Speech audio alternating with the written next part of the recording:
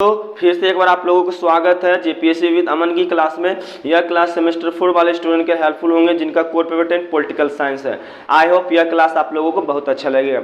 आज के important question देख सकते हैं कि राजनीतिक आधुनिकीकरण की परिभाषा दे तथा इसके विभिन्न प्रतिमानों को एवं अवधारणाओं को क्या करना है, वर्णन करना है। अगर इस टाइप का आता है तो सबसे पहले राजनीतिक आधुनिकीकरण का क्या लिखेंगे, अर्थ लिखेंगे। देखिए क्या हो सकता है कि राजनीतिक आधुनिकीकरण की संकल्पना उस राजनीतिक परिवर्तन की स्थिति और निर्देशित करती है जो विशेषकर आधुनिक काल में यूरोपीय देशों में फिर हाल ही के वर्षों में विश्व के अन्य देशों में भी हुआ है। मतलब यूरोपीय देश में भी हुआ था और हाल में ही सभी देश में हुआ है, विश्व के अन्य देश में भी हुआ है। ठीक है, राजनीतिक आधुनिकीकरण की अवधारणा का संबंध राजनीतिक व्यवस्था के संपूर्ण रूपांतरण से है। ठीक है, इसका व्यापक अवधारणा मानने का प्रमुख कारण इसका शहरीकरण, ठीक है, औद्योगिकरण, शैक्षणिकरण तथा सहभागिता से आगे के परिवर्तन से संबंधित होता है। मतलब आधुनिक कहने का मतलब उसमें शहरीकरण हो गया, आधुनिक औद्योगिकरण हो गया, शैक्षणिकरण हो गया, तो ये धीरे धीरे परिवर्तन लाता जा रहा है। इसी को बोलते हैं हम लोग राजनीतिक आधुनिकीकरण। ठीक है,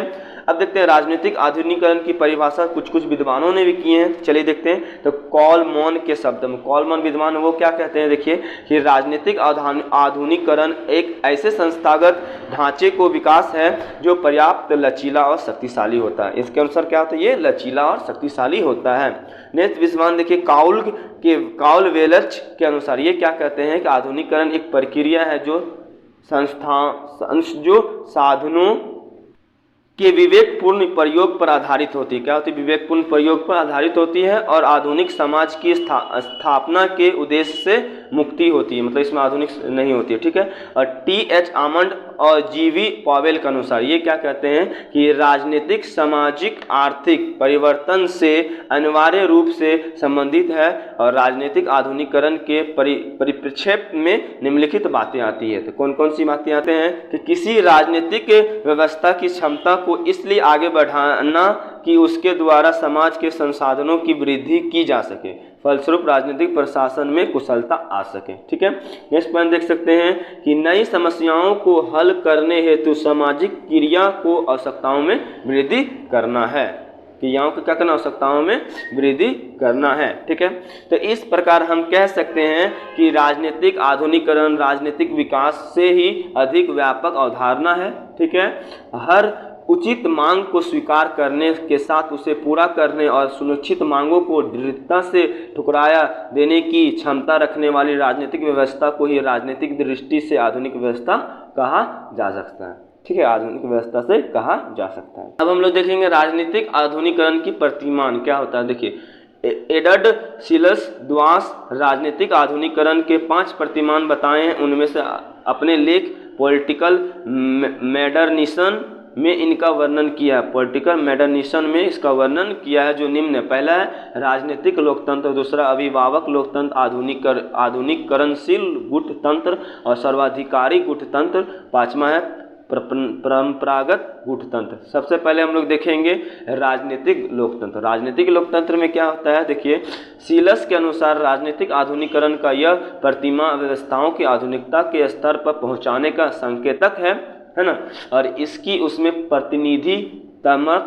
प्रतिनिधित्मक संस्थाओं तथा नागरिक शासन के राज्य के रूप में परिभाषित किया जाता है। ठीक है, इसकी विशेषता भी देख सकते हैं कि जनता के द्वारा शासन होगा, सार्वभौमिक मताधिकार पर निर्धारित समय पर निर्वाचित सरकार होंगे, राजनीतिक दलों का अस्तित्व होगा, राजनीतिक सत्ताधारी अल्पकाल हेतु चुने जाएंगे। इसके अलावा उपयुक्त संस्थाओं को सामाजिक संस्कृति पूर्व दशाओं के समर्थन और सहारा मिलेगा।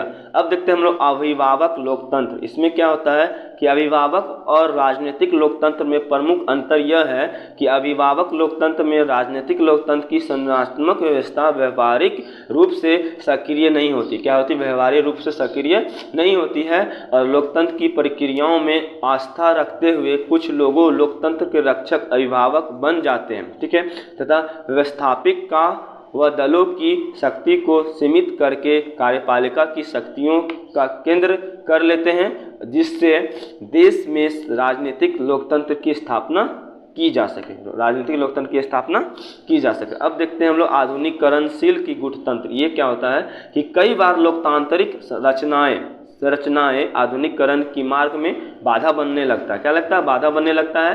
तो ऐसी स्थिति में एक आधुनिकीकरण गुटतंत्र सत्ता में आता है तथा लोकतंत्र शासन तंत्र को परे हटकर एक अधिकारवादी राज्य की उन्मुख होते हैं, मतलब अधिकारीवाद को उन्मुख करते हैं। ठीक है, अब देखेंगे हम लोग सर्वाधिकारी गुटतंत्र क्या होता है। देखिए, सर्वाधिकारी वर्गतंत्र राजनीतिक आधुनिकीकरण के मुकाबले आर्थिक व सामाजिक लोकतंत्र को प्राथमिकता देता है। ऐसे गुटतंत्र में एक विचारधारा के आधार पर संगठित एक अधिकारीवाद दल के नेतृत्व में आधुनिकीकरण के सभी पक्षों को एक साथ आगे धकेलने का प्रयास किया जाता है और व्यक्तियों या संस्थाओं को इस विचारधारा के अनुरूप ही रहना पड़ता है, परंतु स्वतंत्रता नहीं, मतलब रहना पड़ता पर स्वतंत्रता नहीं। ठीक है, परंपरागत गुटतंत्र कहने का मतलब होता है कि परंपरागत गुटतंत्र का मॉडल आधुनिकीकरण का खुला विरोध करता है, क्योंकि परंपरागत तथा आधुनिक कभी भी एक साथ नहीं चलती है, मतलब एक साथ नहीं चलती, याद रखिए एक साथ नहीं चलेगा। और इस श्रेणी में परंपरागत धार्मिक विश्वासों के संबंध शक्तिशाली राजवंशीय और संविधान ऊपर आधारित व्यवस्था आती है। इसमें शासक रक्त संबंध व वंश संबंध के आधार पर बनते हैं। किस पे? रक्त संबंध और वंश संबंध के आधार पर बनते हैं। ठीक है, मतलब वंश के अनुसार बनेगा